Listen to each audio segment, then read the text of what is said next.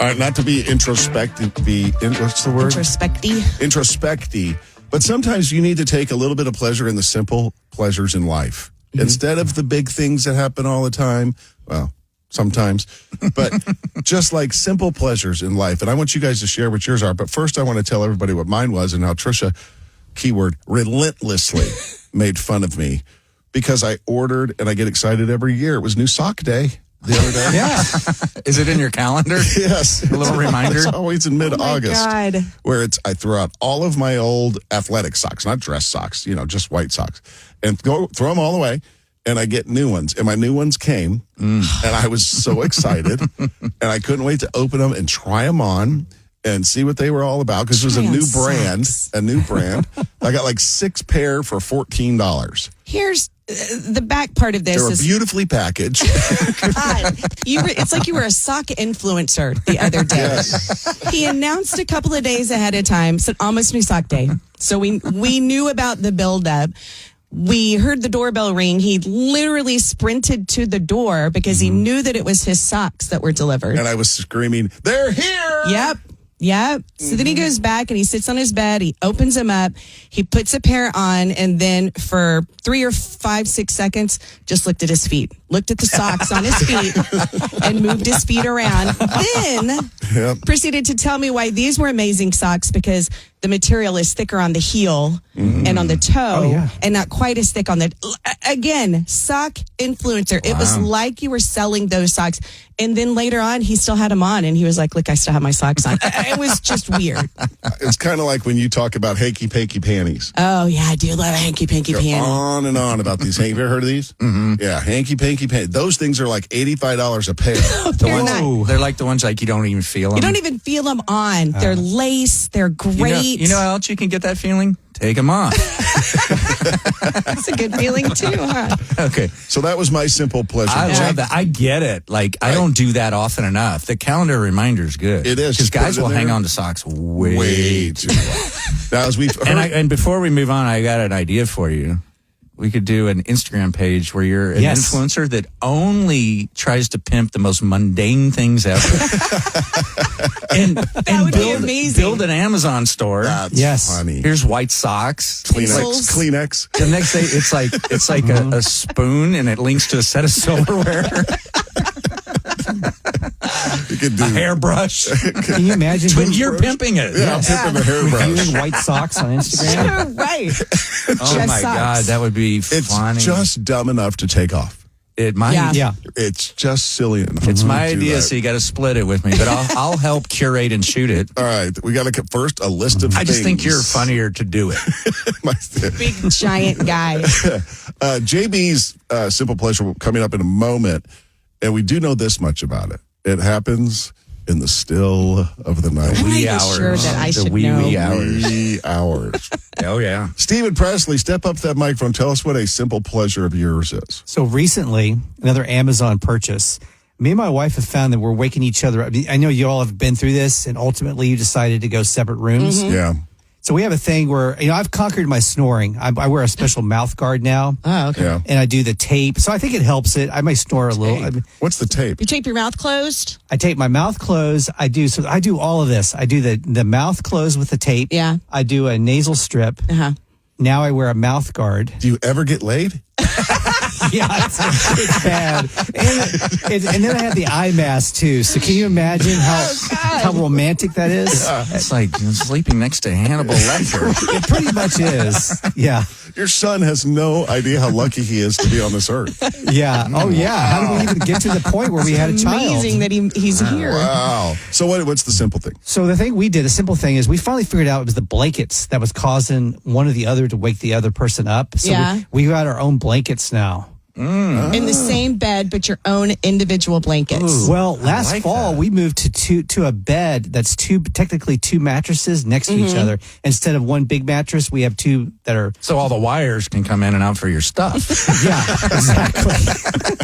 Well, sometimes they get lost in the crevice between the mattresses, so you have to go back in and get the. It's like you're put on life support when you go to sleep at night. Yeah, it's an ordeal, and my wife has her own process too because she wears the mouth guard too. So we're both. You're both guarded up. It's just trying to get a good night kiss that is not laughable. Where we're not like. We laugh hysterically looking at each other. Just rub noses, Eskimo kiss style. Just thumbs up each other. It's a fist pump. It's a fist bump now before bed. So is the simple pleasure the night sleep or the blanket? The blankets. Okay. We found these blankets. Own blanket. Soft. We got these new blankets. We were trying to find, and Trisha, you know about temperature and how important that is at night. We were having trouble finding blankets also for both of us that was not too hot, not too cold, but we finally found the perfect thickness of blanket for Texas August. Yeah. And we each have one now. Nice. Her version. Different colors. Different colors. Yeah, we picked out our own colors. That's good. Boy, if you could get your kid to take a picture of you and your wife laying in bed, Oh God, yeah. I'd love to see that. I really would. I'll produce that. I thought I was bad with my mouth guard. With your mouth guard. And then when my hands have eczema, I fill them up with lotion, socks up with lotion, and I with sleep socks in on his that. Which hands. explains why you need so many socks. Exactly. Yes, exactly. Constantly JB's replenishing. coming up. Happens in the dark, in the still of the night. Yeah. It's a moment away. Trisha, simple pleasure of yours. All right. This one I feel like makes me sound really old, but I'm at that age where I've got some prescriptions that I have to take every day. My greatest pleasure is when all of my prescriptions are all filled on the same day at the same time. Oh, all the little boxes. And I don't have to go twice a week, to get this one. You mean and then pick the them week. up on the same I get day. them Gotcha. all filled, and they're all good to go. One for trip to the pharmacy. 90-day supply on the same day. Oh. It's like I've conquered all the bad things in the world when that happens. Anything That's a else good bad point. could come along. I feel like I'm I get good. a text from my wife that something's at the pharmacy All the time. every 3 days. Yes. Yes. Yeah. Yeah. So you can get on these programs where they will give you like partial refills. It's a little painful getting there, but a partial refill until you get them all on the same schedule. Can you request that from your pharmacist? Yeah. Can we get these all on the same schedule? You totally can. That's how I'm doing it. But I'm just saying, like, you feel like the king of the world when that happens. Really freak your That's a life pharmacist hack. out. Say, I walk here from Bastrop. I can only come once every 3 months. So if we could get them all on the same schedule. Boy, at the risk of sounding very old, we just switched pharmacists to HEB. Very happy. Very happy with our switch. Very happy with our switch. At any point in your 20s, would you have cared one bit about your pharmacist No. or where you went to pick it up? No. And now, Sandy, multiple times we're like, man, I'm so glad we switched pharmacies. Like, it comes HEB, up man. often. HEB. HEB. I love it. All right, creepy. Middle of the night, up. simple pleasure. Yeah, one of my simple pleasures is sometimes, and like I've said before, if I wake up and I don't like, rarely am I just groggy. It's either wide awake or sound asleep. If I wake up in the middle of the night, I can't just lay there and try to go back to sleep. Cannot do it. So I got to go do something. There are not many things you can do at 2 a.m. Yeah. No. I could do some more work. I can scroll on Instagram. Like what? So quite often in the middle of the night, I will go wash one of our cars. Wow. It might be 2 a.m. and sometimes I just go through the little drive-through one, and sometimes I'll actually just get out the sprayer and do it. In the driveway or the coin No, ops? at the car wash. Okay. There's one that I can just drive through. I just like to go do that. In the middle of the night. Wow. middle of the you're night. not kidding. You're either asleep or you are wide awake. Oh yeah. I'm picturing Robert De Niro in, what was the movie with Jodie Foster? Taxi Driver. When he did all the weird things in the middle of the night. I don't remember that. That's been a long Sneaking time. around. Yeah. But there's something cool about being on the road too at like 3 a.m. and there's nothing downtown. It's just dead. Yeah, like no one lives here. I feel like that is prime time to see some weird stuff. Yeah, there are weird people out. It's just, I don't know. It's just gratifying. Do you guys ever see someone, like I saw it the other day, someone walking down the street and you just look at them and you're like, something really went wrong with Where you that going? person. Always want to You know what where I they're mean? going. Yeah.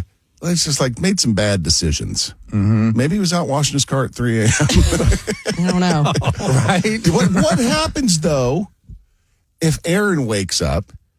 She doesn't. But if she did, she doesn't go to the bathroom at all in the middle of the night? She's classic middle-aged sedated. Yeah. Thank God. For the She's not sedation going to drugs. get up or do anything. I feel like she'd be like, oh, he's washing the car. She knows that by now. I've been that way forever. Yeah.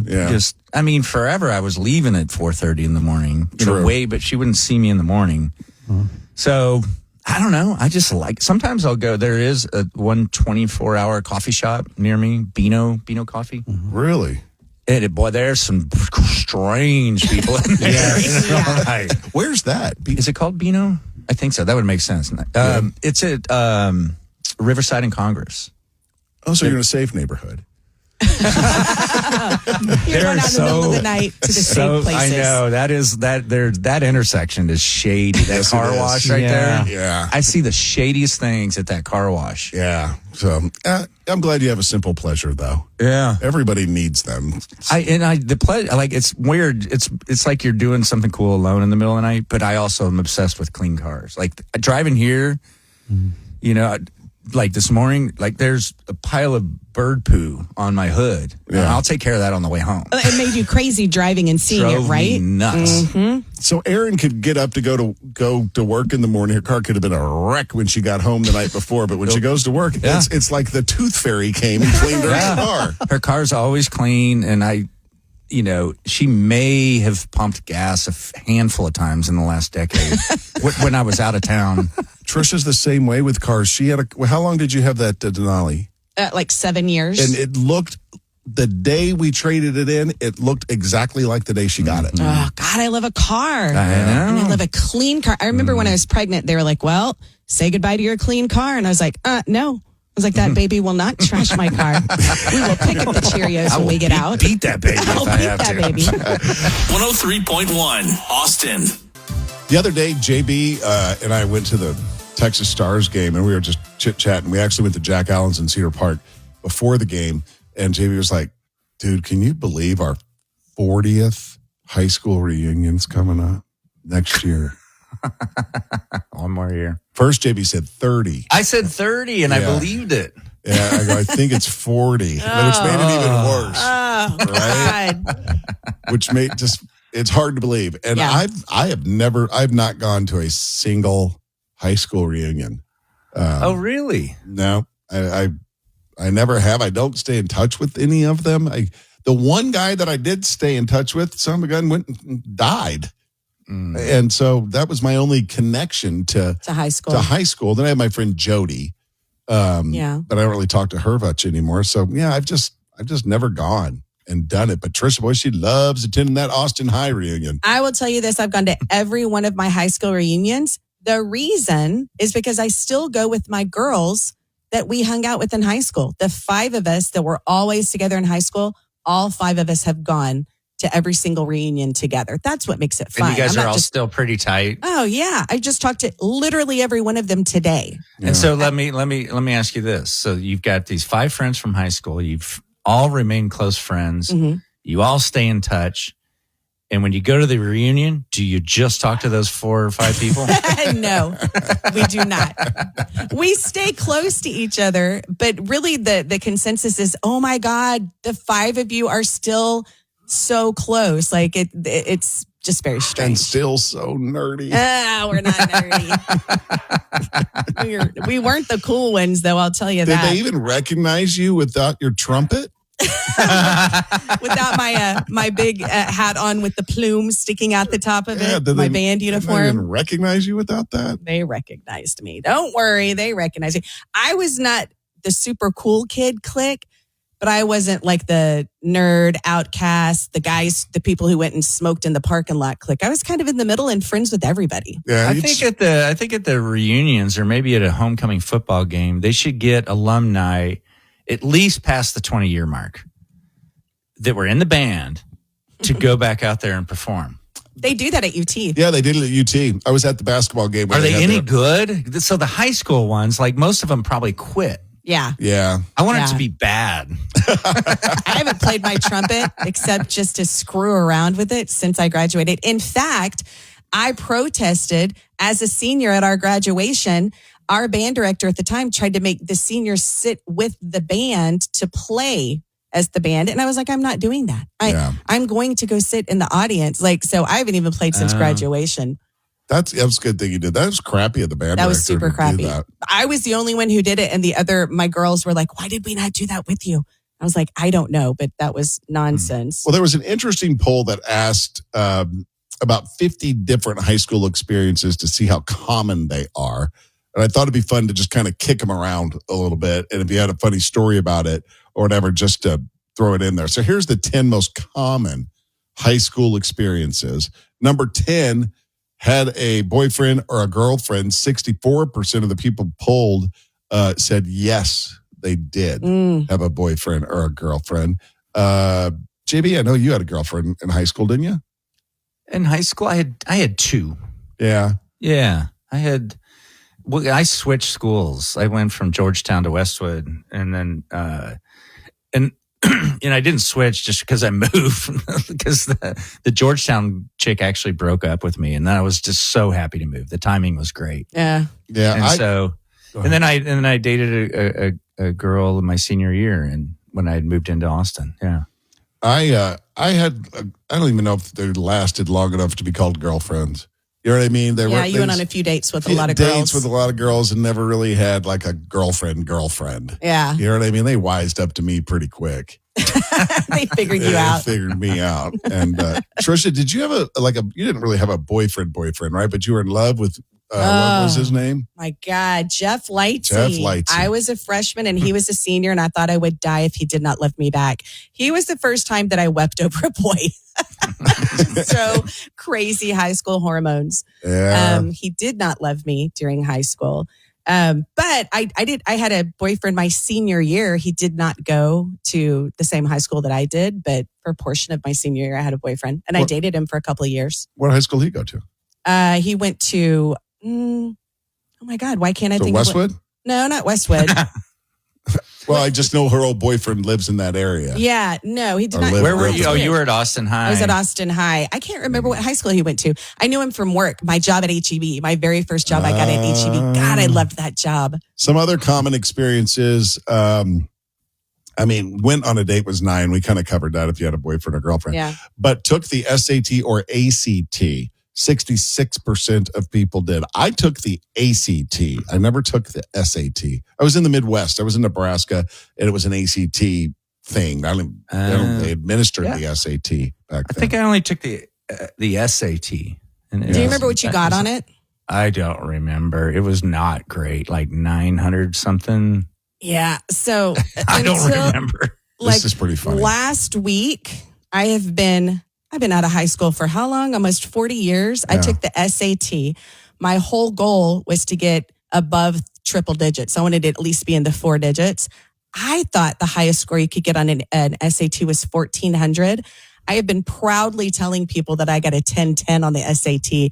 Meanwhile, the highest score is a 1,600. Yeah, we were talking to one. I look like an idiot going around proudly saying I got a 1010. We were talking to one of Landry's classmates and one of her friends, and she had gotten her SAT. Like, what'd you get on the SAT? And she got and she said, I got a 1430. And Trisha's like, wait a minute.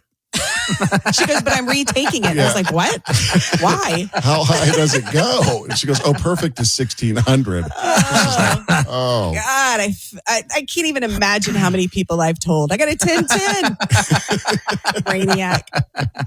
I took the ACT, and I think 36 was perfect, the perfect score. The first time I took it, I got an 8. 8. And my only goal was to get a 12, because that's what you had to get to be eligible to play college athletics. Just wanted 12. Yeah. Were you filling in the answers with a bingo dauber or something? Right. Yeah. I mean, I was a mess in high school. I mean, I really was I was a hot mess. Moving along, another very common high school experience that 68% of people say they experienced, kind of a low number, I would guess, but kissed someone. Yeah, I did a lot of that. I did a lot of kissing. Yeah, a lot of kissing. I did enough of that. Yeah, I was pretty good at it. Here's another one. It's kind of low. If this had been in Texas, it had been a higher number. Went to at least one high school football game, 68%. God, we'd go to them all. Right? Yeah. Oh, yeah. Maybe not my senior year. I was always working. But yeah, that was an event, especially in Georgetown. Yeah. Like that's what you did on Friday night. Yeah. One of Landry's friends from Lampasas, and she's like, that's what you do. That's what you do. On Friday nights. I was at every single solitary football game because I was in the band and we marched at every single game. I never experienced it as a student in the stands. Right. Always on the field with the band. We won one game each of the 4 years I was there. Not great. That sucks. Austin High, not known for football at that time. That's still not. Oh, what is it known for? Give us at one. the time, Tennis. for me, it was tennis and golf. It was the rich kids' school. Because of Muni Muni. Yeah, right there. Tarrytown right there. Mhm. All those kids played. Austin High and Westlake were arch rivals. Yeah. Now all the rich kids go to the private schools, right? Yep. And Austin High got just a bunch of dopes. I really have no idea. Actually, I think how it was kind of going that way for a while. I think it's shifted back to where a lot of the Tarrytown families are sending their kids to Austin High instead of private. That's good. 79% of the people polled said they took a class they hated. Hated all of mine. Only 79%? I hated all of my classes. I couldn't narrow it down to one. I hated them all. As evidence with my ACT score. With your 8. I didn't enjoy anything in school. No. I mean, unless there were a couple where the teacher was really hot. Yeah. You didn't have Franciscan nuns teaching you like that. Their habits. Hitting you with rulers. Yeah. It sucked, man. Take a class you loved? No. I just told you I hated all of my classes. Track? Yeah.